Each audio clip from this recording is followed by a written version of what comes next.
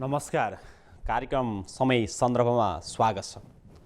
आदरणीय दर्शक महानुभावहरू, हामीले यस कार्यक्रममा रहेर जनताका प्रत्यक्ष सरोकारका विषयमा कुराकानी गर्ने गर्दछौँ र आज हामीले पनि फरक प्रसङ्गमा कुराकानी गर्ने जमर्को गरेका छौँ। खास गरी देशमा बढ्दै गएको विकृति, विसङ्गति र भ्रष्टाचार निर्मूल पार्नको निम्ति समाजलाई सुशासन कायम राखी स्थानीय तहलाई अधिकार सुम्पनको निम्ति स्थानीय तहको निर्वाचन भएको पनि करिब 4.5 वर्ष बितेको छ। स्थानीय तहको विकास, समृद्धि र जनताको अपेक्षाहरू पूरा गर्नको निम्ति अधिकांश राजनीतिक दलका पार्टीहरूले आफ्ना घोषणा पत्रमा ती समृद्धिका सपनाहरू लेखेका थिए र निर्वाचन भएको पनि करिब 4.5 वर्ष हुँदा भइसक्दा पनि ती निर्वाचनमा आफूले प्रतिबद्धता गरेका ती घोषणा पत्रहरू के कति पुरा भए? गाउँ-गाउँमा सिंहदरबार स्थापना गरे जुन उद्देश्य थियो, त्यो सिंहदरबार स्थापना भएका उद्देश्यहरू कसरी पुरा हुँदैछन् र कसरी पुरा भएका छन्, के भएका छन् भन्ने यी र यस्तै विविध विषयमा कुराकानी गर्ने जमर्को गरेका छौँ। आज हामी तिलोत्तमा नगरपालिका वडा नम्बर 4 का वडा अध्यक्ष दिवाकर ढकालसँग त्यहाँको समग्र विकास निर्माणको अवस्थाको बारेमा कुराकानी गर्नेछौँ। दिवाकर सर, यहाँलाई स्वागत छ कार्यक्रम समय सन्दर्भमा। धन्यवाद सर, नमस्कार। तपाईँ निर्वाचित भएको पनि करिब 4.5 वर्ष हुन लाग्यो र निर्वाचनको बेलामा निर्वाचनमा अरू राजनीतिक दलका प्रतिस्पर्धीहरूसँग हमिदा तपाईँहरूका ती घोषणापत्रहरूमा विकास र समृद्धिका ती नाराहरू लेखिएका घोषणापत्रहरू हामीले पढेका थियौँ र ती घोषणापत्रमा लेखिएका नाराहरू, ती विकासका महत्त्वाकांक्षाका ती योजनाहरू के कति पुरा गर्नुभयो, के कति बाँकी छन्? यहाँले चाहिँ कुरो चाहिँ उठाउनु भयो। हामी स्थानीय स्तरमा खास विकास, सडक, यातायात, कृषि, यो स्वास्थ्य क्षेत्रलाई चाहिँ फोकस गरेर काम गरिरहेका छौँ। कि हामीले वडा नगरपालिकाको आफ्नै घोषणापत्र थियो भने हाम्रो वडाको पनि आन्तरिक घोषणापत्र थियो। त्यो घोषणापत्रमा लेखिए अनुसारका सम्पूर्ण चाहिँ हामीले प्रतिबद्धता व्यक्त गरे अनुसारका करिब कामहरू अन्तिम चरणमा पुगिसकेका छन्। यो कोभिड-19 को यो लहरले बिचमा केही समय हामीलाई काम गर्न चाहिँ अलिकति जुन हामीले चाहिँ स्पिडले काम गरिरहेका थियौँ, त्यसले चाहिँ विकास निर्माण भन्दा पनि जनताको स्वास्थ्यसँग प्रत्यक्ष प्रभाव पर्ने भएको हुँदाखेरि त्यसलाई पनि अलिकति प्राथमिकतामा राखेर काम गर्दाखेरि केही काम बाँकी छन्, नत्र करिब सबै कामहरू चाहिँ हामी टुङ्गिसकेका छौँ। जस्तै त्यो कोभिड-19ले 1.5 वर्ष भयो, उसले चाहिँ आक्रान्त बनाएर अलिकति विकास निर्माणका कामहरूलाई चाहिँ बाधा अवरोध सिर्जना गरेको छ। तपाईँको घोषणापत्रमा धेरै कुराहरू देखिन्थे, धेरै परिकल्पनाहरू गरिएको थियो। एकदमै तपाईँ ठ्याक्कै भन्दा विकास निर्माणका ती परिकल्पनाहरू 1, 2, 3 गर्दा त्यो तपाईँले के गर्नुभयो? हामीले अहिले वडा नम्बर 4 को सन्दर्भमा सडक निकास नै विकास हो भन्ने मूल मन्त्रलाई आत्मसात गर्दै हरेक चाहिँ बाटाहरू, अहिले हजुरले कच्ची बाटाहरू, माटोका बाटाहरू चाहिँ त्यो देख्न सक्नुहुन्न। हामी सबै बाटाहरू, त्यहाँका शाखादेखि लिएर सबै बाटाहरू मिस्कटले चाहिँ ग्राभलिङ गर्ने काम चाहिँ सकिसकेका छौँ। हामी 100% बाटाहरू चाहिँ सबै चाहिँ ग्राभलिङ भएका छन् र पूर्वाधार तयार भएर रहेका बाटाहरू कालोपत्री पनि भइसकेका छन्। हजुर, जस्तै विकास निर्माण भनेको एउटा बाटो मात्र विस्तार गरी बाटो मात्र कालोपत्री गर्ने कुरालाई विकास निर्माणको रूपमा मात्र लिन सकिन्छ? एकदमै त्यो होइन, त्यो प्राथमिकतामा पर्छ भन्ने कुरा। बाटो भइसकेपछि अब त्यहाँ चाहिँ अरू बस्ती विकास हुने कुराहरू, त्यहाँ विद्युतका कुराहरू, हेम पाइप कल्भर्टका कुराहरू, अन्य कुराहरू त्यो सँगसँगै रिलेटेड कुरा हुन्छन्। तर सबभन्दा पहिला चाहिँ बाटो नै स्तर उन्नति हुनुपर्छ, बाटो नै हिँड्ने बाटो नै चाहिँ पहिला तयार हुनुपर्छ भन्ने कुरा। जस्तै बुटुल उपमहानगरपालिका, तिलोत्तमा नगरपालिका आफ्नोमा एउटा शैक्षिक हबको रूपमा परिणत भएका एउटा नगरपालिका हुन्। र तिलोत्तमा नगरपालिका पनि शैक्षिक दृष्टिकोणले नेपालमै उत्कृष्ट नगरपालिकाको रूपमा र विकासको दृष्टिकोणले पनि उत्कृष्ट नगरपालिकाको रूपमा परिचित भएको छ। तपाईँ त्यही नगरको एउटा वडा अध्यक्ष भएको नाताले एउटा विकास निर्माण बाटो मात्र नभएर शैक्षिक क्षेत्रलाई चाहिँ विकास गर्नको निम्ति, शिक्षाबाट वञ्चित भएका ती बालबालिकालाई शैक्षिक जुन क्षेत्रतर्फ पुर्याउनको निम्ति के गर्नु?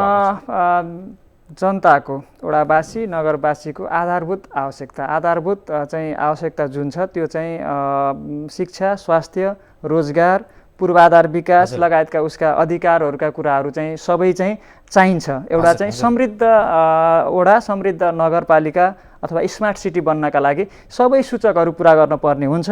त्यो चाहिँ पहिला त्यहाँको नगरवासी त्यहाँको वडावासी एउटा शिक्षित भइसकेपछि ती कुराहरूमा चाहिँ जाने कुरा एकदमै सही हो। तर पनि शिक्षाको हबमा हामी पनि अब्बल छौँ। अहिले हाम्रै नगरपालिकामा पनि प्रतिष्ठित शैक्षिक संस्थाहरू पनि छन्। अहिले सामुदायिक विद्यालय पनि चाहिँ शान्ति मावि जस्ता चाहिँ माविहरूमा पनि अहिले चाहिँ जनताको त्यहाँको विद्यार्थीको आकर्षण बढ्दो छ कि हाम्रो नगरपालिकाले शैक्षिक सामुदायिक विद्यालयहरूलाई रङरोगन गर्ने कुरा, शैक्षिक चाहिँ स्तर उन्नति गर्ने कुराहरू, त्यहाँ चाहिँ अब दिवा खाजाका कुराहरू, अन्य अन्य सुविधाका कुराहरू पनि हामीले उपलब्ध गराएका छौँ। हामीसँग निजीगत र सामुदायिक विद्यालयहरू अब्बल रूपमा स्थापित भएका छन्। हजुर, अहिले जुन तपाईँको वडामा निजी तथा सामुदायिक विद्यालयहरू कति मात्रामा रहेका छन् सङ्ख्यात्मक रूपमा र गुणात्मक रूपमा यहाँले कसरी निहाल्नु भएको छ? जुन चाहिँ एउटा शान्ति माविलाई मात्र एउटा उदाहरण दिएर यहाँको विकास, यहाँको शैक्षिक अवस्था चाहिँ फराकिलो हुने हो कि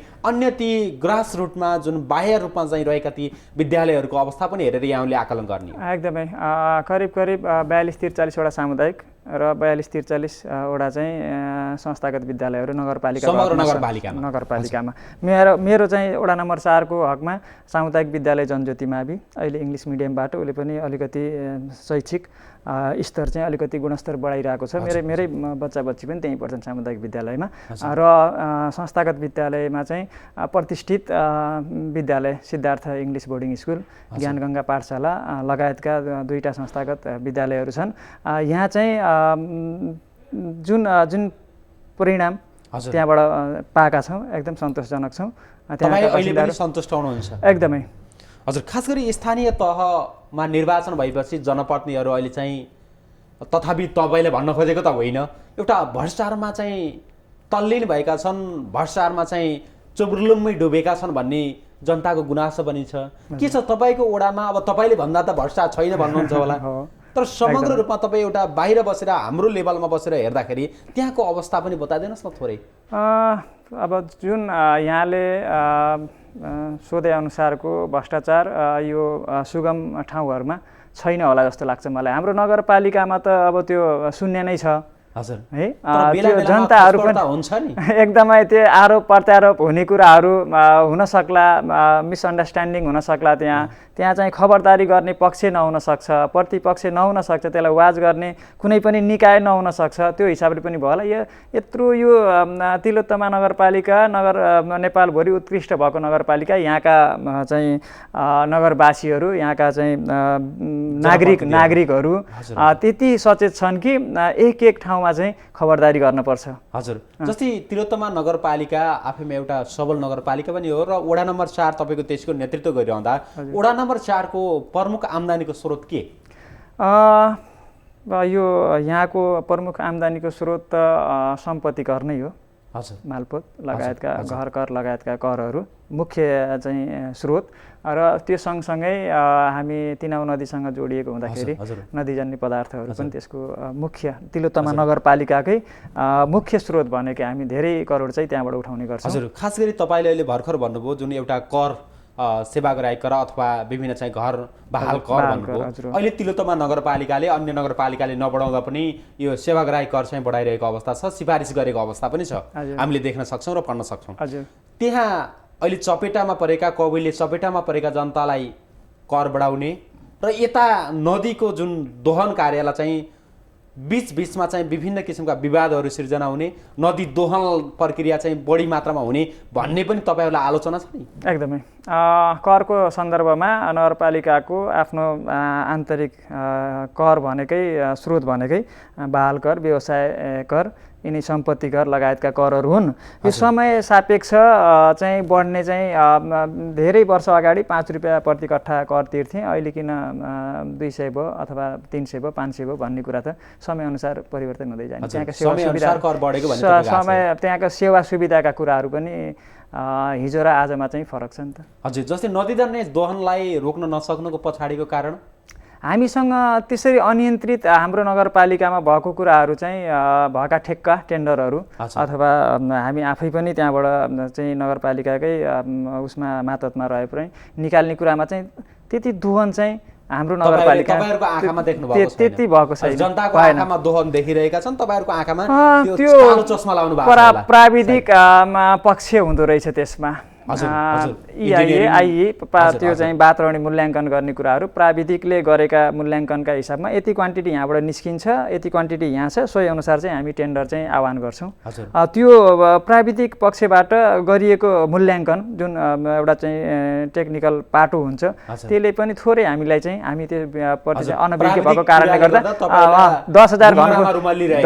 10,000 घन फुट यहाँबाट निस्किन्छ भन्दाखेरि अनि व्यवसायीले 12,000 निकाल्दाखेरि त्यो हुन सक्ला त्यो अनियमितता होइन अनियमितता भन्दा पनि अब निकाल्न दिएको सहमति अनियमितता होइन भन्दा पनि त्यो चाहिँ त्यो क्षेत्रै त्यो किसिमको भयो त्यहाँ चाहिँ अब हामी आफैले नापजोप गर्न नसक्ने प्राविधिकले दिएको रिपोर्ट अनुसार चाहिँ 10,000 भएको ठाउँमा 12,000 व्यवसायीले कमाउने कम्पिटिसनमा गएको हुन्छ 16 रुपियाँको न्यूनतम चाहिँ मूल्य चाहिँ उहाँ 52 हालिरहेको हुन्छ उसले त कमाउन त खोजिहाल्छ तर पनि नियन्त्रण हामी चाहिँ सकेसम्मको प्राविधिकले दियो भन्दैमा तपाईहरु पनि एउटा सुपरिवेक्षण गर्ने कर्ता हो एकदमै सुपरिवेक्षण गरिरहनुहुन्छ तपाईहरुले पनि त त्यो जिम्मेवारी त हो नि दोहन होइन भन्न त पाउनु होइन अनुगमन नियमन नियन्त्रण गर्ने कुरा चाहिँ मेकानिजम हामीले 100% लगाएका हुन्छौँ त्यहाँको टोल विकास संस्था त्यहाँको वार्ड त्यहाँको एउटा जिम्मेवार नागरिकको पनि त्यो दायित्व हजुर हो एकदमै हजुर खास गरी वडा नम्बर 4 आफैमा एउटा सक्षम एउटा विकासको रूपमा अगाडि बढिरहेको एउटा समय सँगसँगै विकास हुनु स्वाभाविक कुरा पनि हो स्वत हुने कुरा पनि हो विकास भन्ने कुरा तर पनि तपाईको नेतृत्व भएपछि केही रूपमा चाहिँ अगाडि बढिरहेको छ अहिले त्यहाँको कुल जनसङ्ख्या कति छ र त्यहाँको मुख्य अहिलेको समस्या के हुन् त्यो पनि बताइदिनुहोस् एकदमै तिलोत्तमा नगरपालिका वडा नम्बर 4 अव्यवस्थित बसोबासी सुकुम्बासीहरूको अलिकति बसाइ बाहुल्यता भएको क्षेत्र पनि तीन तटीय क्षेत्रमा चाहिँ विगत धेरै वर्षदेखि 12, 15, 18 वर्षदेखि त्यहाँ चाहिँ अव्यवस्थित बसोबासका रूपमा चाहिँ सुकुम्बासी भूमिहीनहरू बस्नु भएको छ जनसङ्ख्याको हिसाबले बसाइसराई आउने क्रम बढी जनघनत्व हुन्छ सुगम ठाउँ तिलोत्तमा त्यसमाथि साबिक शङ्करनगर मान्छेको चाहिँ धेरै धेरै कुराबाट चाहिँ सुरक्षित र चाहिँ आवासयुक्त एरिया भएको कारणले बसाइसराई आउने क्रम चाहिँ दैनिक एउटा वार्डमा मलाई लाग्छ 10 वटा घरको चाहिँ अनुमति सिफारिस हामी गरिन्छ दैनिक रूपमा मेरो वार्डको हकमा अलि दक्षिणी बेल्टतिर अलि बसाइ कम होला उत्तरी बेल्टतिर त्यस्तो चाप छ त्यो हिसाबले पनि जनसङ्ख्या यति नै किन भनेर चाहिँ अब पछिल्लो डाटा अनुसार चाहिँ हाम्रो 78 को अब चाहिँ जनगणनालाई बताउला हामी पद निर्वाचित भइसकेपछि पनि एक किसिमको आन्तरिक गणना गर्दाखेरि 16,000 जनसङ्ख्या हाराहारीमा रहेको छ अहिले त बढ्यो होला 17, 18, 19 हजुर जस्तै अब त्यो तिलोत्तमा नगरपालिकामा पनि एउटा मातृभाषी अथवा बहुभाषी मानिसहरू बसोबास गर्ने क्षेत्र विभिन्न संस्कृति विभिन्न रहनसहन विभिन्न चालचलन आफ्नै तरिकाले चाहिँ जिउने चाहिँ मानिसहरू बस्ने क्षेत्र त्यो जुन बहुभाषी क्षेत्र बहुसांस्कृतिक क्षेत्रमा रहेको ठाउँमा विकास गर्न कस्तो हुँदो रहेछ कतिको अप्ठ्यारो हुँदो रहेछ एकदमै त्यहाँ चाहिँ धेरै चाहिँ एउटा आर्थिक हिसाबले अथवा एउटा चाहिँ सांस्कृतिक हिसाबले पनि अब सबै चाहिँ एउटा चाहिँ मिश्रण भएको बसाइ हो एकदमै जातीय हिसाबले पनि थारू समुदायदेखि लिएर जनजाति आदिवासी हैन आर्य समाज सबै चाहिँ घुलमिल भएको ठाउँ हो त्यसलाई चाहिँ अब त्यसरी असहज भएको अवस्था त छैन खास गरी हामीले सीमानगरका विपन्न पिछडिएका वर्गहरूलाई फोकस गरेर अगाडि जानुपर्छ अरु त अब सक्षम चाहिँ अलिकति आर्थिक उपार्जन गर्न सक्ने खालका व्यक्तिहरू भएको हुँदाखेरि खास सीमानगर त्यो चाहिँ सुकुम्बासी एरियालाई फोकस गरेर हरेक कार्यक्रमहरू त्यहीँबाट लन्च गर्ने गर्छौँ तिनलाई अलि माथि उठाउन सकियो भने समानान्तर हिसाबले अगाडि बढ्न सकिन्छ भन्ने कुरा हो जात जाति भाषा भाषी धर्म संस्कृति फरक छन् हामीले चाहिँ सबैलाई चाहिँ समान रूपमा एकदमै जुन भन्नुभयो जुन वडा नम्बर 4 मा तपाईहरुले आफ्नै तरिकाले कार्य सम्पादन पनि गर्नुभएको छ त्यहाँको कार्य सम्पादनको अहिलेको प्रक्रिया के छ त्यो बारेमा पनि बताइदिनुस् कुनै पनि योजनाहरू हामी बजेट व्यवस्थापन गर्दाखेरि टोल विकास संस्थासँग चाहिँ योजनाहरू माग गर्ने अनि वडा समितिले धेरै अपेक्षा धेरै हुन्छ एउटै टोल विकासबाट धेरै योजनाहरू आउँछ अनि फेरि वडा समितिमा आइसकेका ती हाम्रो वार्डमा चाहिँ 10 वटा टोल विकास संस्था छन् त्यहाँ चाहिँ हरेक क्षेत्रमा हाम्रो माननीय सदस्यज्यूहरूले फरक जिम्मेवारी चाहिँ आफ्नो कार्यविभाजन लिनुभएको छ त्यसमा चाहिँ एकजना महिला सदस्य मञ्जु थापा हुनुहुन्छ, उहाँले चाहिँ यो मुद्दा छलफल विवादहरूको चाहिँ संयोजन गराएसी गर्नुभएको छ। उहाँले चाहिँ त्यसमा चाहिँ 2टा टोल विकास संस्थालाई फोकस आफ्नो चाहिँ एरिया चाहिँ फोकस गरेर लिनुभएको छ र चाहिँ उहाँ केही त्यो हप्ताको 2 दिन चाहिँ उपस्थित कन्टिन्यू चाहिँ वडा कार्यालयमा अनिवार्यमा रहेर सेवा गराइहरूलाई चाहिँ सेवा दिनुहुन्छ। त्यस्तै अर्को एकजना सदस्य हरिमाया नेपाली भन्नुहुन्छ, उहाँ हुनुहुन्छ, उहाँले चाहिँ हप्ताको 2 दिन चाहिँ कार्यालयलाई समय दिनुहुन्छ। अनि त्यसपछि दलित पिछडिएका वर्गहरूको चाहिँ उत्थानका लागि चाहिँ उहाँले के छन् समस्याहरू उहाँले ल्याउनुहुन्छ र 3टा टोल विकास संस्था उहाँले चाहिँ ह्यान्डल गरिरहनु भएको छ भने अर्को एकजना मानकाजी श्रेष्ठ वडा सदस्य हुनुहुन्छ, उहाँले विकास निर्माण अनुगमन गुणस्तर छ कि छैन भन्ने कुराहरू चाहिँ उहाँले फोकस गर्नुहुन्छ। 2टा टोल विकास संस्थालाई उहाँले अझै आफ्नो चाहिँ कार्यक्षेत्रको रूपमा लिनुहुन्छ भने उहाँले पनि 1 दिन समय चाहिँ कार्यालयमा पूर्ण समय दिने गर्नुभएको छ। अर्को एकजना वडा सदस्य रमेश आचार्य हुनुहुन्छ, उहाँले चाहिँ हरियाली प्रवर्धन सरसफाइ लगायतका कुराहरू अनि विद्युतको अवस्था के छ भन्ने कुरा उहाँले जिम्मा लिनुभएको छ भने उहाँले पनि 2टा टोल विकास संस्थालाई आफ्नो कार्यक्षेत्र र चाहिँ हप्ताको 1 दिन चाहिँ हामीलाई कार्यालयलाई समय दिने गर्नुहुन्छ। बार छुट्टाएका छौँ। यद्यपि अब हामी चाहिँ यो अरू चाहिँ सुकुम्बासीका समस्याहरू अनि यो ज्येष्ठ नागरिकहरूलाई नवीकरण गर्ने कुराहरू कुनै त्यस्तो कार्यक्रम आउँदाखेरि भिडभाड हुने दर्ताको तपाईँको जन्म दर्ता मृत्यु दर्ताको चाहिँ एउटा चाहिँ शिविर बस्छ, घर नक्सा पास गर्ने शिविर हुन्छ। त्यस्ता कार्यक्रमहरूमा चाहिँ महत्त्वपूर्ण कार्यक्रमहरूमा उहाँहरू सबै आउनुहुन्छ। अन्यथा चाहिँ सामान्य अवस्थामा वडाध्यक्ष म भएको हिसाबले मैले कार्यालयका चाहिँ समय प्रशासनिक कुराहरू र नगरपालिकासँग रिलेसन चाहिँ सम्पर्क गरेर कोर्डिनेसन गरेर गर्ने कार्यक्रमहरू गर्छौँ। अनि यो अहिलेको यो चाहिँ सीमा नगरको सन्दर्भमा मैले थोरै कुरा उठाएँ। यो अव्यवस्थित बसोबासीहरूको अहिले त त्यो नयाँ सरकार आइसकेपछि यो सुकुम्बासी आयोग खारेज भएको छ।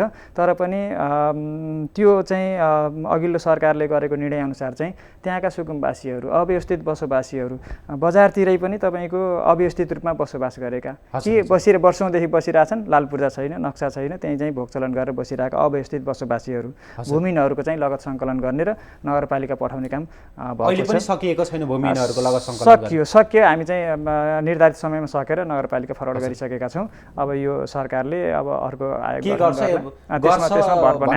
हामीले चाहिँ त्यो ठाउँमा चाहिँ त्यो प्राविधिक हिसाबले त्यो कहाँ पोइन्ट लिने हो, त्यो पोइन्ट लिने ठाउँ पनि अब ठ्याक्क चाहिँ अब सीमानगरमा 5 दूर लिएर चाहिँ घर बनाएर बसेकाहरूबाट चाहिँ सुरुवात गर्नुपर्छ, लाल पूर्जा त्यहीँबाट वितरण गर्नुपर्छ भनेर हामी अन्तिम चरणमा पुग्यौँ कि सजिलो पनि हुन्छ। जसले चर्चा छ त्यसले चाहिँ ट्याक नक्सा बनाउने चाहिँ भूमिहीनहरूलाई चाहिँ लाल पूर्जा दिने काम चाहिँ सजिलो हुन्छ भनेर प्राविधिक पक्षको काम पनि आधा सकिसकेको छ। जस्तै नेपाल सरकारले चाहिँ भूमिहीन सुकुम्बासी आयोग चाहिँ गठनलाई चाहिँ विघटन गरिसकेपछि पनि तपाईँले स्थानीय तहबाटै यो गर्न सकिन्छ भनेर लाग्नु भएको हो? होइन, यो विघटन हुनुभन्दा अगाडि नै हामी बुझाइसक्यौँ भनेर भनेको। त्यहाँसम्म कार्य प्रगति त्यति छ भन्ने कुरा हो। हामी त्यो विघटन भइसकेपछि नयाँ सरकार चाहिँ आइसकेपछि अब यो पुरै खारेज भइसकेपछि त हामीले के गर्न सक्छौँ र? त्योभन्दा अगाडि नै हामी निर्धारित समयमा नगरपालिका पठाइसक्यौँ, सुरक्षित छ, एक किसिमको काम चाहिँ सकिएको छ। नगरपालिकामा सबै कामहरू सकिएको छ एकदमै। जस्तै यो जुन कार्य सम्पादनको कुरा गर्नुभयो, कार्य सम्पादन अलिकति तपाईँको वडामा अलिकति थोरै फरक ढङ्ग भन्दा पनि प्रक्रियाका कुराहरू टोल विकास संस्थासँग योजना माग गर्ने, हामीले चाहिँ काटछाँट गर्ने के आवश्यकता हो त्यो प्राथमिकीकरणमा चाहिँ नगरपालिका पठाउने, नगरपालिकाले वडाको सिलिङ अन्तर्गत गर्न सक्ने कुराहरू चाहिँ वडाको सिलिङ अन्तर्गत गर्ने, अनि नसक्ने कुरा अलिक ठुलो योजनाहरू नगरपालिकाले सम्बोधन गर्ने, त्योभन्दा ठुलो छ भने प्रदेश सरकार अनि सङ्घीय सरकारमा प्रस्ताव गर्ने पठाउने कुरा हो। सम्पादनका विषयमा अब उपभोक्ता समितिले काम गरिसकेपछि अनि अनुगमन भइसकेपछि भुक्तानीका प्रक्रियाहरू कार्य सम्पादन अनुगमन ती प्रक्रियागत चाहिँ सबैको एउटै नै हुन्छ। जस्तै तपाईँ वडा अध्यक्ष हुनुभयो, जुन कार्य सम्पादनको कुरा तपाईँले केही गरिरहँदा जुन जिम्मेवारीलाई बाँडफाँड गरेर कार्य सम्पादन गर्दा कतिको आनन्द आउँदो रहेछ? त्यही त भनिहालेँ। अब वडावासीहरूको एक्सपेक्टेसन अपेक्षा धेरै छ कति अपेक्षा छ। त्यो चाहिँ अब स्थानीय सरकार घर घरमा सिंहदरबार गाउँ गाउँमा भन्नुभयो नि त। अब हिजो केही वर्ष चाहिँ जनप्रतिनिधि विहीन भएर कर्मचारीहरूबाट चाहिँ चलिरहेको अवस्थामा अब त अहिले एउटा वार्डमा एउटा चाहिँ अधिकार सम्पन्न वडाध्यक्ष, त्यस्तै चाहिँ अधिकार सम्पन्न वडा सदस्यज्यूहरू, त्यसलाई पनि अझै चाहिँ सहयोग गर्न टोल विकास संस्था हजुर टोली विकास संस्था पनि एउटा चाहिँ जनप्रतिनिधिसँग सहयोग गर्ने कुराहरू त्यो हिसाबले चाहिँ जिम्मेवारी बाँडफाँडका कुरामा वडा अध्यक्षको चाहिँ आवश्यक पर्ने भने वडा अध्यक्ष पुग्छ, नभए सदस्यले सम्पादन गर्नुहुन्छ। मैले भने त केही समस्या पऱ्यो, बिजुलीको पोल कहीँ ढलो, तारसार कहीँ समस्या भयो, यहाँ लो भोल्टेज भयो, हामीले चाहिँ मैले सहजीकरण गर्ने कुराहरू कहीँ चाहिँ सदस्यज्यूहरूले अलि अप्ठ्यारो भयो, यहाँ त अलि गाँठो पऱ्यो, फुकाउन सकिएन, हजुर आएर बोलिदिए, अथवा हामीभन्दा अलि वडा अध्यक्षले अलि बोलेको विश्वास गर्ने, वडा अध्यक्ष भन्दा नि अझै मेयर साहबले बोलेको विश्वास गर्ने, त्यो त छँदैछ मान्छेले विश्वास गर्ने हैन। वडा नम्बर 4 को जुन एउटा वडा अध्यक्ष भएर एउटा स्थानीय तहसँग जोडिएर जुन स्थानीय तहका जुन जनताहरूसँग जसरी तपाईँ नजिक हुनु भएको छ, त्यो नजिक भइरहँदा र विकास निर्माणका कामहरू तपाईँले निरन्तर रूपमा गरिरहँदा जुन अहिले काम गरिरहेको विकास निर्माणमा तपाईँ आफैमा सन्तुष्ट त हुनुहुन्छ होला पक्कै पनि, एकदमै। र अबका ती विकास निर्माणका कामका मुख्य चुनौती वडा नम्बर 4 मा भन्दैछु, वडा नम्बर 4 मा मुख्य चुनौती के देख्नु भएको छ? हामी 4 वर्ष केही महिना पार गऱ्यौँ कि हामी 4 वर्ष हामी निर्वाचित हुनभन्दा अगाडि मेरो वार्डमा 10 टाली चाहिँ मिस्कट चाहिँ नगरपालिकाले पठाइदियो भने त्यहाँ चाहिँ हामी खुसी हुन्थ्यौँ क्या। 10 टाली मिस्कट एउटा वार्डभरि, अहिले सयौँ हजारौँ टाली मिस्कटले चाहिँ बाटोहरू पुरै फुलफिल छ, अझै पनि डिमान्ड त छ, जति हुन पनि त्यति आवश्यक पुरा गर्न सकिएको छैन, तर पनि अहिलेलाई चलिरहेको अवस्था छ।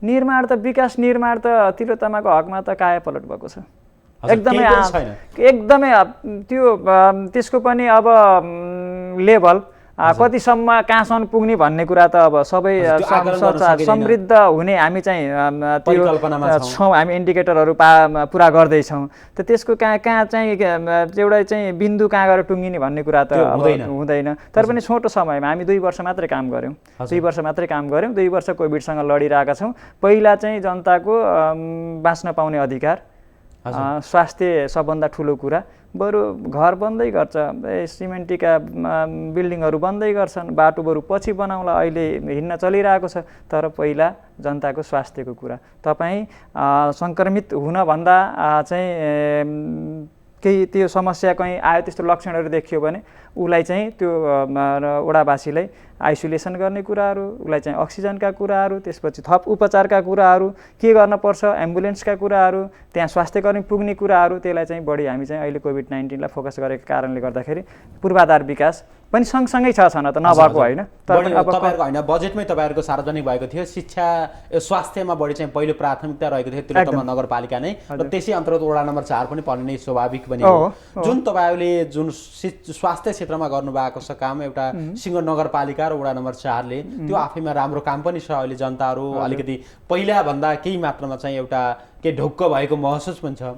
सँगसँगै कोभिड-19 ले अहिले चाहिँ शैक्षिक क्षेत्र जुन धराशय बन्दै गइरहेको छ, शैक्षिक क्षेत्र चाहिँ शैक्षिक वर्ष नै कतै नाश हुने कि भन्ने अवस्था पनि सिर्जना भएको छ। यो शैक्षिक वर्षलाई नाश हुन नदिनको निम्ति वडा नम्बर 4 ले कस्तो योजनाहरू बनाएको छ?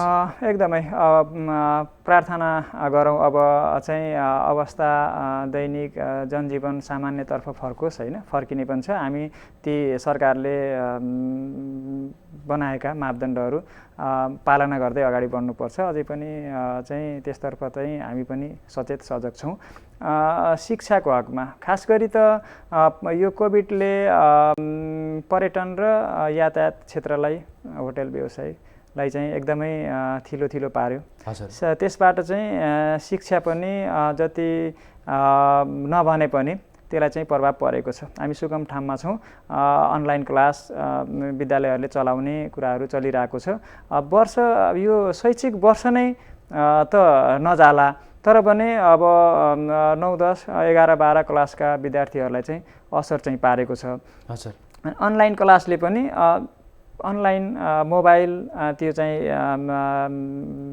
त्यो नेट भनौँ न, वाइफाई जुन सुविधाहरू सबैका पहुँचमा नहुन सक्छन्। त्यो त अहिले कसरी चलाउनु भएको छ? जुन विद्यार्थीहरू घरमै बसिरहेका छन् कि अथवा केही मात्रामा चाहिँ सिकाइ सहजीकरण भइरहेको छ कि तपाईँहरूले के सहजीकरण गर्नु भएको छ? अहिले अस्ति भर्खर मात्र पनि एक किसिमको छलफल भएको छ।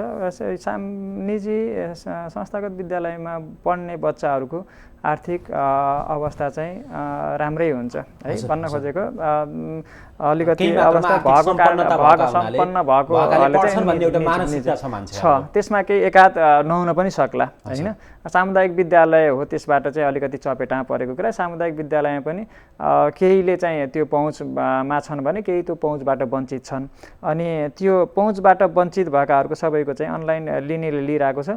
नभए चाहिँ अब चाहिँ क्रमशः ती स्वास्थ्य मापदण्डहरू पालना गर्दै केही एक दिन बिराएर विद्यार्थीहरूलाई तयारीमा भौतिक रूपमा गृह कार्य दिने, ती मापदण्डहरू पालना गरेर चेक गर्ने, आलो पालो चाहिँ सामाजिक दूरी कायम गरेर चाहिँ होमवर्क चेक गर्ने अथवा एउटा लेसन दिने कुराहरू चाहिँ गर्नै पर्ने हुन्छ। अहिलेसम्म विद्यार्थीले खोप पाएका छैनन्, अझ संक्रमण दर तीव्र गतिमा बढिरहेको छ। यस्तो अवस्थामा त्यो भौतिक रूपमा उपस्थित भएर गृह कार्य दिने, ती कपीहरू विद्यार्थीका विभिन्न घरबाट विभिन्न टोलबाट आएका विद्यार्थीका कपी समाएर चाहिँ चेक गर्ने, यो अवस्था सहज होला र? अब चाहिँ सहज त होइन, बाध्यता हो। त्यसमा चाहिँ घुम्ती पढाइ पनि गर्न पर्ने कुराहरू हुन्छ। पहुँच नपुगेका ठाउँहरूमा त घुम्ती पढाइ, त्यहाँ शिक्षकहरू जाने, टाढीबाट यो गर यसो गर। अनलाइनमा अब त्यो वर्षै जाने भयो त। हजुर, वर्षै जाने भइसकेपछि त अनलाइनबाट वञ्चित पहुँच नपुगेका स्टुडेन्टहरूलाई त। तपाईँको जस्तै घोषणापत्रहरूमा विभिन्न किसिमका घोषणापत्र हामीले देख्छौँ, विभिन्न चाहिँ वाइफाई जोनहरू निर्माण गर्ने, जुन पहुँच नभएका मान्छेहरूलाई, पहुँच नभएका ती व्यक्तिहरूलाई, जनताहरूलाई, ती तपाईँहरूले विभिन्न ठाउँमा वाइफाई जोनहरू चाहिँ निर्माण गरेर आखिर भौतिक रूपमा चाहिँ क्लास सञ्चालन गर्नुभन्दा ती अनलाइनबाट चाहिँ क्लास सञ्चालन गर्दा त अति राम्रो हुन्थ्यो होला नि। त्यो बारेमा सोच्नु भएको छैन? एकदमै। अब चाहिँ यो कोभिडले केही पाठ पनि सिकायो। हामी त्यो चरणमा पनि थियौँ। एकदमै मुख्य अलिकति त्यस्तो सेन्सिटिभ ठाउँहरूमा चाहिँ सीसी क्यामेरा र केही ठाउँहरूमा चाहिँ अलिकति चाहिँ वाइफाई जोन, फ्री वाइफाई जोनको चाहिँ केही ठाउँहरूमा चाहिँ हामी प्रस्ताव पनि गरेका थियौँ। हामी बजेट पनि विनियोजन गरेका छौँ अहिलेको वर्ष। तर यो विद्यालयलाई चाहिँ अलिकति शिक्षालाई जोड दिने कुरामा चाहिँ ती हामीले घोषणापत्रमा लेखेअनुसार शिक्षा, स्वास्थ्य, खेलकुद, रोजगार, विकास यिनीहरू चाहिँ प्राथमिकतामै छनलाई हामी चाहिँ अबको वर्ष यो वर्ष चाहिँ यसैलाई केन्द्रित गरेर योभन्दा पनि अरू स्मार्ट सिटीको चाहिँ जुन हामी चाहिँ पथमा छौँ नि, त्यो हिसाबले पनि अब चाहिँ हरेक चाहिँ वडावासीहरू, नगरवासीहरू यो चाहिँ नेट वाइफाईबाट चाहिँ पहुँचमा हुनुपर्छ भन्ने कुरा हो। अब यो कोभिडले पनि सिकायो। सबै कामहरू हामी अनलाइन घर नक्सा पास गर्दैछौँ, अनलाइन बिलिङ गर्दैछौँ। जुन 5 महिना बितिसक्यो विद्यार्थीहरूको चाहिँ पढाइको लागि, 5 महिना बितिसक्दा पनि एउटा सामान्य रूपमा चाहिँ केही मात्रामा चाहिँ वाइफाईहरू जडान गरेर ती विद्यार्थीलाई ती अनलाइन कक्षामा पहुँच पुर्याउनुको साटो अबका केही समयपछि भन्दा त कतै यो शैक्षिक वर्ष पनि यस्तै तरिकाले जाने र तपाईँका ती बजेटहरू पारित भएका बजेटहरू पनि त्यस्तैमा जाने त होइन? त्यो हुँदैन। त्यो के भएन भनेदेखि नेटको समस्या होइन, नेटको बजेट पनि त्यो ठुलो बजेटको पाटो पनि होइन। त्यो 10 ठाउँमा सार्वजनिक ठाउँमा विद्यालयलाई जोडिएर नेट जोड्दाखेरि 50-60 हजार 1 लाख भित्रको कुरा हो। त्यो समस्या सानो हो। तर चाहिँ त्यो सँगसँगै जोड्दा इच्छा शक्ति हामीसँग छ, तर चाहिँ त्यो चाहिँ समस्या समाधान होइन। विद्यार्थीले मोबाइल, उसको अवस्था, मोबाइल, रेडियो पढाइ पनि भइरहेछ हाम्रै वार्डमा पनि। चाहिँ विपन्न परिवारलाई चाहिँ एउटा संस्था फेडो नेपाल भन्नेले चाहिँ रेडियोका चाहिँ सिकाइ पढाइ भनेर रेडियो पनि बाँड्नु भएको छ। त्यो पनि त्यति प्रभावकारी देखिएन। अब प्रभावकारी के त? अब भौतिक रूपमै अब त्यो अब समयले बताउने कुरा भयो। अब त्यो हामी चाहिँ त्यसलाई चाहिँ अब सरकारले एउटा निर्णय गर्ने, हामी चाहिँ अर्को चाहिँ त्यो कार्यान्वयन गर्दैनौँ। तर पनि अवस्था हेरिकन चाहिँ भौतिक रूपमा कर्मशः हुने कुरा होला। माइक्रो बस चल्ने, यातायात चल्ने, विद्यालय चल्ने कर्मशः होला। अब अवस्था के हुन्छ, तेस्रो भेरिएन्ट के नभित्रियोस्। भौतिक पढाइ जस्तो यस बारेमा तपाईहरुले चाहिँ छलफल गरे पनि कार्यान्वयन पक्षलाई चाहिँ अगाडि लाने चाहिँ प्रयत्न गर्नुभएको छैन। वार्डले भन्दा पनि नगरपालिकामा पनि शिक्षा, युवा, खेलकुद शाखा छ। त्यो शाखाले आफ्नो रूपमा काम गर्ला, नगरपालिकाले आफ्नो क्षेत्रमा काम गर्ला। तपाईले एउटा ओडाको अभिभावक हो, ओडाको अध्यक्ष हो, तपाईले ओडावासीलाई, ओडाका चाहिँ जुन विद्यार्थीलाई शैक्षिक क्षेत्रसँग पहुँच पुर्याउनको निम्ति तपाईको दायित्व हो नि। हो, एकदम त्यो चाहिँ अब नगरपालिकाको निर्देशनमा रहेर गर्ने कुरा हो। नगरपालिकाले निर्देशन गरेका कुराहरू हामीले चाहिँ त्यो 10-20-50 हजार 1-2 लाख बजेट चाहिँ अहिलेको यो समस्या समाधान गर्न अथवा शिक्षाबाट वञ्चित भएका विद्यार्थीहरूलाई चाहिँ त्यहाँ समावेश गराउन ठुलो कुरा होइन। तर पनि नगरपालिकाको त्यो शाखाबाट निर्देशन भएका कुराहरू अनि विद्यालय व्यवस्थापन जनतामुखी यस्ता राम्रा कार्यक्रमहरू एउटा वडा अध्यक्षले सो विवेक गर्न सक्दैन भने? सक्छ। त्यो आफ्नो अधिकार पनि हुन्छ, तर पनि हामी चाहिँ त्यति चाहिँ अरू वार्डसँग एकता चाहिँ होस् भन्ने कुरा एउटा नगरपालिका निर्देशन अनुसार चल्दाखेरि एकरूपता हुन्छ भन्ने कुरा। तपाईँको वडा जुन नगरपालिकामा सबै वडाका चाहिँ वडा अध्यक्षहरू अथवा वडाका सबै क्रियाकलापहरू एकरूपताले अगाडि बढोस्, कोही पनि फरक तल र माथि हुनु हुँदैन, तल र माथि अर्को आँखाले हेर्छन् भन्ने तपाईँको दृष्टिकोण हो? होइन भन्न खोजेको राम्रोको लागि फरक गर्दा त खासै फरक पर्दैन। अरू वार्डभन्दा अलि एक्स्ट्रा हिसाबले चाहिँ यो गरौँ न त भन्ने कुरा त रहिहाल्यो। शिक्षाको हकमा चाहिँ सबै समान रूपमा शिक्षाका शाखाबाट चाहिँ निर्देशन भएका कुराहरू अगाडि बढाउँ भन्ने कुरा हो। हजुर हस्। अन्य जुन वडा नम्बर 4 को विकासको निम्ति तपाईँले भन्नुभयो धेरै अगाडि फड्को मार्नु भएको छ, धेरै अगाडि जानु भएको छ र निरन्तर रूपमा जनतासँग सरोकार गर्दै जनताका सरोकारका विषयवस्तुमा तपाईँहरूले चाहिँ अगाडि बढिरहनु भएको छ। जुन चाहिँ अहिले यो वर्षायाम पनि सुरु भएको छ, यो वर्षायाममा पनि विभिन्न विपत्तिहरू आएका छन्। यो विपत्तिलाई जुन समस्यालाई समाधान गर्नको निम्ति कस्ता चाहिँ प्रयत्नहरू गर्नुभएको छ, कस्ता क्रियाकलापहरू गर्नुभएको छ? हामी विपद का हकमा चाहिँ तिलोत्तमा वडा नम्बर 4 तिनाउ नदीसँग जोडिएको हुँदाखेरि तिनाउले नदी कटान हुन्छ कि भन्ने एउटा त्यो जोखिम चाहिँ त्यो छ। अनि नदी पनि गहिरिएर अनि त्यसपछि आफ्नो चाहिँ जुन बाटोलाई परिवर्तन गरेको छ, दायाँ बायाँ कहीँ हाम्रो वार्डको हकमा चाहिँ त्यस्तो चाहिँ जोखिम भोलि बस्ती चाहिँ सीमा नगरै छ, सुकुम्बासी नै छ, बस्तीलाई चाहिँ समस्या हुन्छ कि जोखिम हुन्छ कि भन्ने कुरा हो, त्यो अहिले छैन। सामान्य 2-3 दिन झरी लाग्दाखेरि पानी निकासको समस्या भएको कारणले 1-2 घर डुबाउने अथवा हामीसँग 16 मौजा सिँचाइ समितिको तपा भएको कारणले अनि त्यससँग जोडिएका अरू कुलाहरू भएका कारणले गर्दाखेरि अलिअलि फुट्ने ओर्ने अनि अलि चाहिँ जलमग्न हुने, त्यसलाई चाहिँ 1-2 घन्टामा नियन्त्रणमा लिने चाहिँ हामीसँग हाम्रो आफ्नै मेकानिजम पनि छ। अलि ठुलो समस्या पर्यो भने नगरपालिकामा हाम्रो सुरेन्द्र श्री प्रवक्ता हुन्छ, नगर प्रवक्ता, उहाँको संयोजकत्वमा विपद व्यवस्थापन समिति छ, एकदमै छ। उपमेयरजीको संयोजकत्वमा अनुगमन समिति छ। त्यो हिसाबले पनि त्यो मेकानिजमले गर्दाखेरि यो उत्तरी बेल्टतिर हाम्रो वार्डतिर चाहिँ त्यस्तो विपद आउने छैन। तुरन्तै हामी आफै राति 12-1 बजे पनि हामी आफै जुटेर त्यसको समाधान के हो, त्यो जेसीबी मेसिन ल्याउने, त्यसलाई रोक्ने, घटाउने, एकदमै त्यो समस्या छैन। केही घरहरू समस्या जनप्रतिनिधि भएको पनि लामो समय बित्यो, अब त केही समयपछि स्वतः तपाईँहरू चाहिँ एउटा जनप्रतिनिधिबाट बाहिर हुनुहुन्छ र एउटा देशले नयाँ फेरि आयाम थप्नेछ, पुनः तपाईँहरू चाहिँ पुनः निर्वाचित भएर आउन पनि सक्नुहुनेछ र यसभन्दा माथिल्लो तहमा पनि तपाईँहरू एउटा नेतृत्व गर्नको निम्ति तयारी पनि हुनुहुन्छ। अब यो छोटो समयमा जनताहरूका ती माझ गरिएका ती बाचाहरू कबुलहरू धेरै पुरा गर्नुभएको छ र केही अझै पनि बाँकी छन् होला, चर्चामा रहेका कतै छन् भने ती चर्चामा रहेका ती बाँकी कुरालाई पुरा गर्नको निम्ति र जनता मैत्री अझै लोकप्रिय काम के गर्दा चाहिँ राम्रो हुन्छ र समग्र चाहिँ एउटा वडा र मेरो व्यक्तिगत रूपमा चाहिँ यो गर्नुपर्छ भन्ने तपाईँलाई लागेको कुराहरू के हो? 2-3टा कुराहरू छन्। हामी स्वास्थ्यमा अगाडि छौँ, अघि भनिसक्नु भएको छ। स्वास्थ्यमा त तिलोत्तमा नगरपालिकाको स्वास्थ्यकर्मी र चाहिँ जनप्रतिनिधि कोभिड-19मा कति खटियो भन्ने कुरा चाहिँ जनताले पनि महसुस गरेको कुरा हो। अहिलेको चाहिँ समग्र नेपाल अधिराज्यभरि अहिले सायदै जनप्रतिनिधि नभएको भए र स्वास्थ्यकर्मी फ्रन्टलाइनमा अथवा सुरक्षाकर्मीहरू चाहिँ अब भनौँ न सबैले आफ्नो ठाउँबाट मिडिया क्षेत्र अन्य चाहिँ व्यवसायीहरू जसरी लाग्नुभयो नि त्यहाँ त्यति नभएको भए सायदै यो नियन्त्रणभन्दा बाहिर जान्थ्यो होला, सबैले गरियो। अनि स्वास्थ्यको हकमा चाहिँ नगरपालिकाले एउटा वार्ड एउटा चाहिँ स्वास्थ्य केन्द्र भनेर चाहिँ तोकेको छ। हामीसँग सञ्चालनमा पनि थियो, अहिले आफ्नै भवनमा सर्दैछौँ हामी। एकजना MBBS डाक्टर हामीसँग कार्यरत हुनुहुन्छ, त्यहाँका जनताहरूले चाहिँ सेवा त्यहीँबाट लिनुहुन्छ। थप उपचारको लागि चाहिँ रिफर गर्ने कुराहरू भइहाल्यो। हामीसँग अर्को ल्याबको पनि सञ्चालन गर्दैछौँ, अब केही दिनमै ल्याब सञ्चालन गर्ने र हाम्रै वडा स्तरबाट चाहिँ एउटा फार्मेसी सञ्चालन गर्ने तयारीमा छौँ स्वास्थ्यको हकमा। त्यहाँका स्थानीय बासिन्दाहरू, त्यहाँका वडावासी अथवा अन्य वडावासीहरू पनि सामान्य उपचारका लागि बुटोले आउनुपर्ने अवस्था अथवा निजी क्लिनिकहरूमा आउनुपर्ने छैन। कृषिको हकमा भन्नुहुन्छ भने मैले अघि आबादी क्षेत्र क्षेत्र बढी भएको बसोबास धेरै भएको कारणले गर्दाखेरि हामीसँग थोरै मात्रामा कृषियोग्य जग्गा छन्।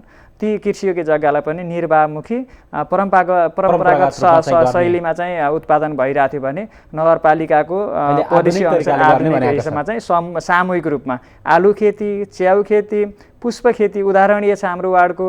अन्य पशुपालन लगायतका चाहिँ तरकारी खेतीहरू चाहिँ व्यावसायिक रूपमा चाहिँ अगाडि बढेका छन्। हामी अनुदान पनि बिउमा अनुदान, प्राविधिक सहयोग, मेसिनरी सहयोग त्यो हिसाबले पनि कृषि क्षेत्र पनि अगाडि छ। थोरै जति छ एकदमै राम्रो हिसाबले चाहिँ अगाडि बढेको छ। र अब तपाईँले गरेका बाचाहरू अब के कति बाँकी छन्, अबको चाहिँ ठ्याक्कै यो के गर्छु भनेर भन्नुहुन्छ है। हामीसँग धार्मिक क्षेत्रहरू पनि, धार्मिक पर्यटकीय क्षेत्रहरू पनि छन्। अन्तर्राष्ट्रिय बुद्ध विहार, श्रीलिङ्गेश्वर धाम, त्यहाँ चाहिँ अरू मठ मन्दिर, अन्य चाहिँ चर्चहरू हामीसँग चाहिँ सबै आस्थाका प्रतीकहरू छन्। ती चाहिँ अहिले एकदमै छोटो समयमा राम्रो विकास भएको कतिवटा चाहिँ 8 धाम यहाँ बनाउने भन्ने हिसाबले चाहिँ श्रीलिङ्गेश्वर धाम बनिरहेको छ। त्यहाँ हजुरले देख्नुभयो भने अचम्म पर्नु चाहिँ हिजोको खोलाको बगर केही व्यक्तिहरू त्यहाँ चाहिँ सबैको सहयोग र केही व्यक्तिहरूको नेतृत्वले गर्दाखेरि अहिले चाहिँ एकदमै स्वर्ग जस्तो बनेको छ त्यो छ। अनि त्यसपछि हाम्रो अलि ऐतिहासिक प्राचीन बुद्धकालीन कुवा छ। अबको मेन मेरो चाहिँ अब मैले करिब घोषणापत्रमा लेखिएका कुराहरू ठ्याक्कै युरोप त बनाउन सकिन्न कि बजेट पनि छैन, निश्चित बजेटभित्र रहेर गर्नुपर्ने कुराहरू हुन्छ। तर पनि हामीसँग जुन आधारभूत आवश्यकताहरू बिजुलीको लो भोल्टेज, बाटाघाटा, पुल, हेम पाइप लगायतका कुराहरू हामीसँग सबै भयो। कृषि, स्वास्थ्य पनि हामीसँग सँगसँगै त्यो रफ्तारमा छ। अबको धार्मिक पर्यटकीय स्थलहरू पनि चाहिँ हामीले ओडाले सकेको कुराहरू उहाँले राखेका मागहरू जति सकिन्छ, धेरै त नसकिएला, जति भारी बोक्न सकिन्छ। 10 किलो बोक्नेलाई 50 किलो बोक भनेर नसक्ने कुरा भयो कि 10 किलोसम्म बोक्नुहोस् भनेपछि 10 किलो पनि कसरी बोक्ने भन्ने कुरा त्यो चाहिँ हामी वार्डभित्रैबाट सम्बोधन गर्न सक्ने कुराहरू धेरै थोरै हामी सकेका छौँ। नसकेको कुराहरू नगरपालिकाबाट पनि बजेट विनियोजन भएको छ। अब चाहिँ जनज्योति माविको एउटा प्राङ्गणमा बुद्धकालीन कुवा छ त्यहाँ। हजुर त्यो चाहिँ धेरै वर्षौँदेखि चाहिँ अब त्यहाँ चाहिँ भनौँ न बुद्धकालीन भनेपछि त्यहाँ हेर्दाखेरि पनि त्यहाँका ती ढुङ्गाहरू एकदमै छ। अब चाहिँ अस्ति भर्खरै लगत इस्टिमेट पनि तयार गर्ने कुरा भएको छ। अब यसलाई संरक्षण गर्नुपर्छ र चाहिँ पर्यटकहरूलाई चाहिँ भित्र आउनुपर्छ। त्यहाँ आइसकेपछि बुद्ध विहार अनि त्यसपछि अर्को श्रीलिङ्गेश्वर धाम यस्ता महत्त्वपूर्ण ठाउँहरूमा आउनुपर्छ भन्ने त्यो चाहिँ कुवालाई चाहिँ संरक्षण गर्ने कुरा।